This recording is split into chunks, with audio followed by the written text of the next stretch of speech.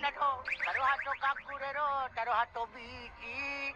সে ঝুলনে আসিগিলা তুমি মিছি মিছি 12 হাত কাকুরেরও 13 হাত বিচি সে ঝুলনে আসিগিলা তুমি মিছি মিছি তুমি কেন আসিগিলা তুমি কেন চলে গেলা কেন তুমি কেন তুমি কেন কেন ও তোর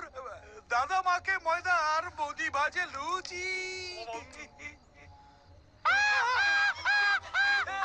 কোটলা টাকা দাও জি গল্প গল্প